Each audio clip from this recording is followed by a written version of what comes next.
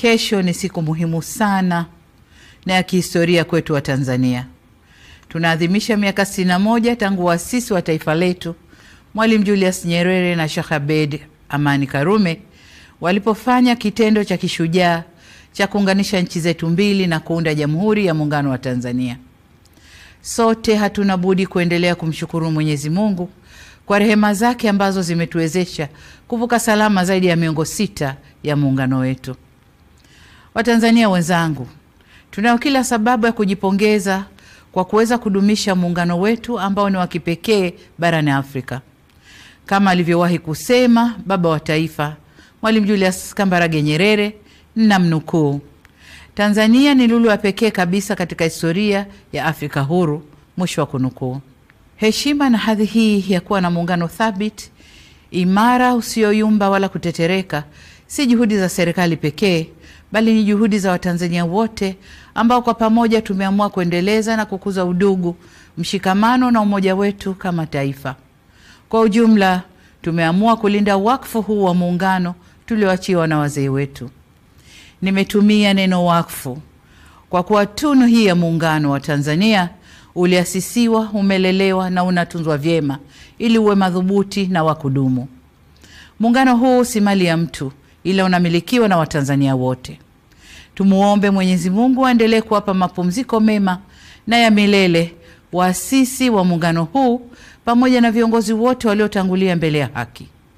Aidha, tunawashukuru sana viongozi wote ambao katika nyakati za utumishi wao kwa taifa letu waliulinda muungano wetu na kukabidhi kwetu ukiwa imara.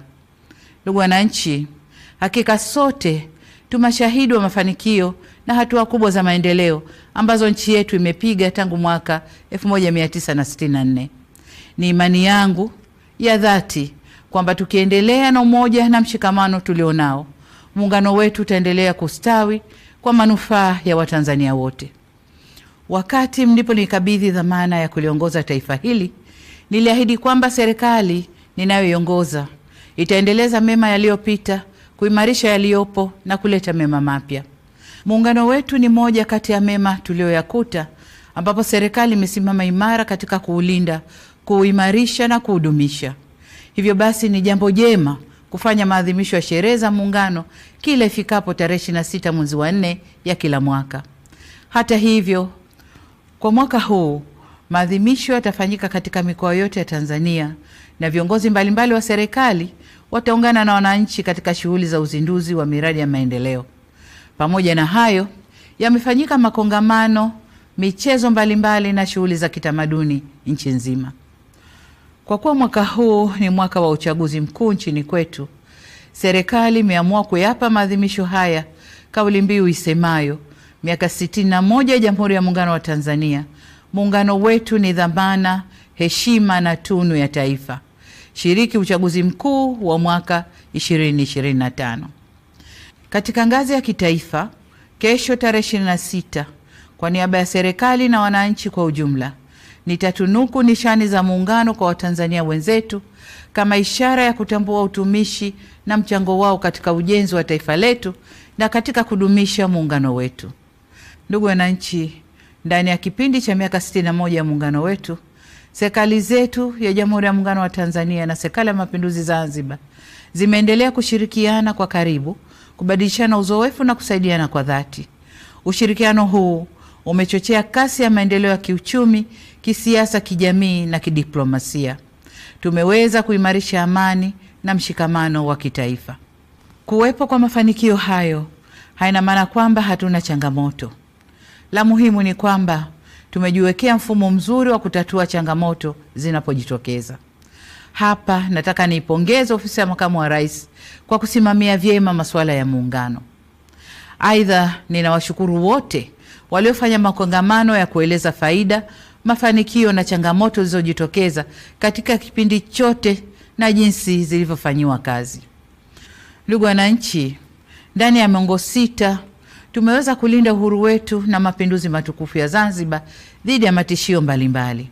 Aidha, Tanzania imeendelea kushuhudia mabadiliko ya uongozi kidemokrasia, ambapo kila baada ya miaka 5 hufanyika uchaguzi wa viongozi wa kitaifa na wa serikali za mitaa.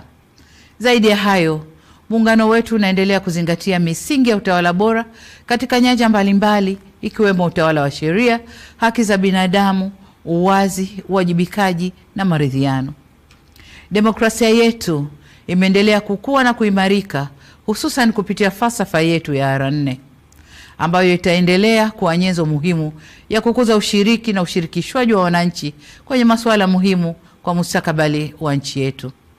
Hata hivyo, nataka kusisitiza kama ambavyo nimekuwa nikisema katika majukwaa mbalimbali kwamba kutekelezwa kwa falsafa ya R4 kunaendana sambamba na kuzingatiwa kwa katiba na sheria za nchi. Kamwe falsafa hii haiwezi kuwa kisingizio cha kuvunja sheria au kujenga mazingira yanayohatarisha amani, usalama na utulivu wa nchi yetu. Dola ya Jamhuri ya Muungano wa Tanzania inasimamiwa na mihimili mitatu ambayo ni serikali, bunge na mahakama. Kwa pamoja kama nchi, tumeamua pia uendeshaji wa shughuli za nchi yetu ushirikishe taasisi nyingine za ndani na nje ya nchi, taasisi za serikali na zisizo za serikali, taasisi za kidini na za kiraia.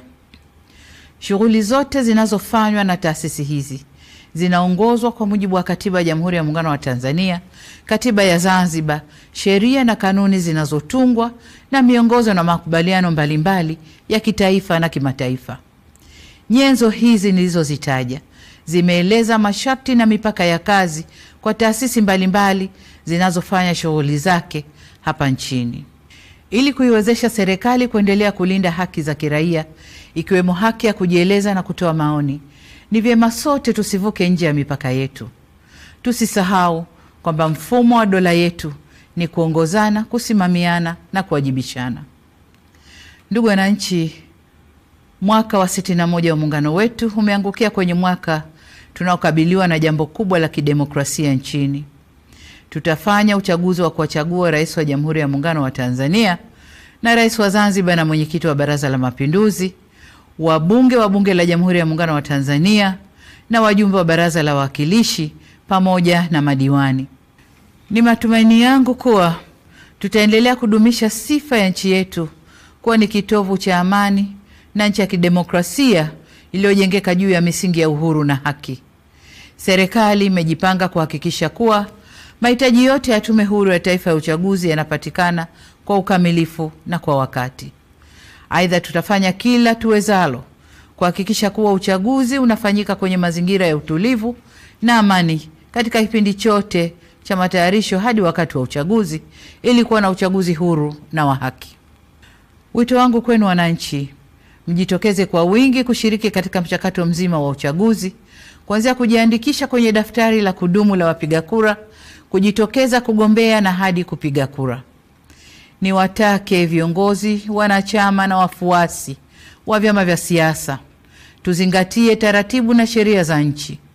Uchaguzi huu uwe ni fursa ya kuimarisha zaidi umoja na demokrasia yetu ili tupate viongozi bora na walio imara. Kamwe tusiruhusu uchaguzi huu kuwa chanzo cha migogoro, chuki, mivutano na uvunjifu wa amani ndani ya vyama, baina ya vyama au nchini kwa ujumla. Niseme kuwa hakuna aliye juu ya sheria na wote tunatakiwa kuendesha shughuli zetu za kisiasa tukizingatia kuwa amani na usalama wa nchi ndio kipaumbele cha kwanza.